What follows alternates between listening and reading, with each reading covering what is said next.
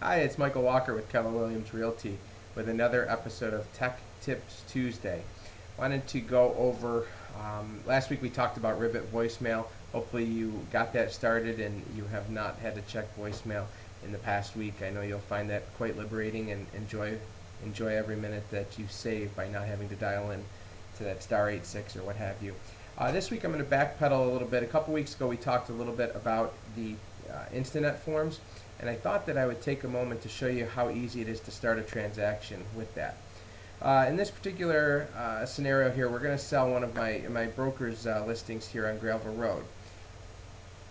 Once you've selected the box, you're going to scroll over the I and find Instanet forms. Once you've opened up the new window, you'll see that the transaction is already started, the population part. So you'll see the 853 Gravel Road, Webster, New York. It enters the tax map number, the year built, the type of property, the list price, and some other options here that you can go ahead and fill out if you'd like. I typically don't fill these out on this first page, and instead I do it later on. Then you'll click on the tab which is going to be contacts. Now you'll notice as well that it's set up in DocBox Lite because that was the last time I used that. If I were to do Pro, I could click on here. So what it's going to end up here is fill in the escrow company's selling broker and listing broker, and again I'm using my broker's property, so both of those will be Keller Williams Realty. One of those is going to be your property or your name.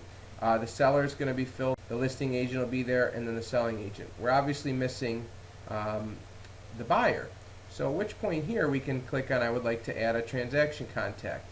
Now if you've gone in and you've already entered your contact, that's great. You can pull it from the file by just selecting buyer, and you can essentially insert from your contacts. If it's a new buyer, you're going to need to enter their information.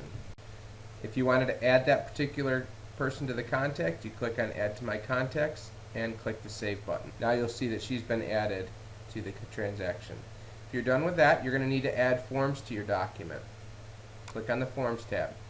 You'll notice here that there's a whole lot of different options you can add.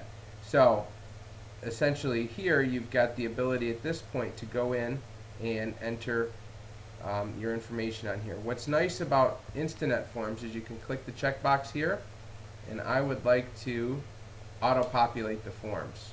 Click the green arrow. Your forms will be populated. Click OK to continue.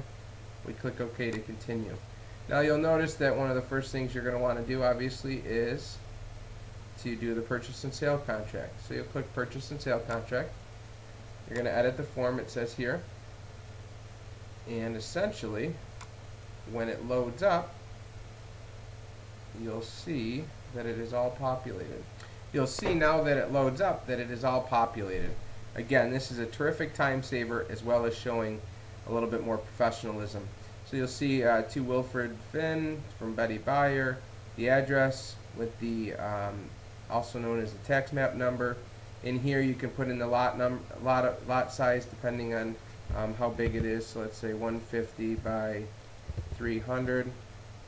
Description of the property: single family residence. And then you're essentially going to go through all of these. You know, seller shall make sure everything's working at time of closing except for none, all operational. And then you can go through the purchase price is going to be, I don't even know what the price is on this property, $150,000. The seller has provided the property disclosure and official bank draft, but there's going to be a mortgage contingency, and you can see how nice this is.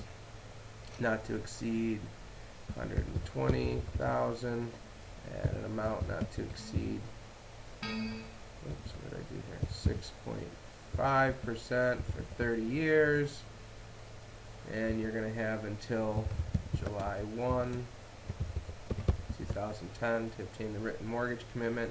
And you're basically going through and answering all the questions as if you were typing it in, but again, it's going to eventually save you time. Once you get used to this, to the process, it's going to be very easy.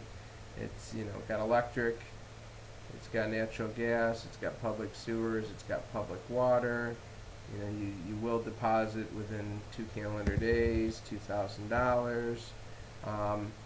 You know, it's very, very simple. Again, you get to this last page, and depending on how much is filled out from the seller versus how much is filled out from the buyer. Now remember, we filled this information out, so the more you put in, the better.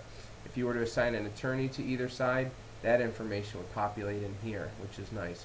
It's got all of my information on this side, all of Chuck's on this side, and you can see how nice it is. You click Save, and it will go ahead and save that document, and you're going to want to go on to the next one. So, you know, what might a next property inspection.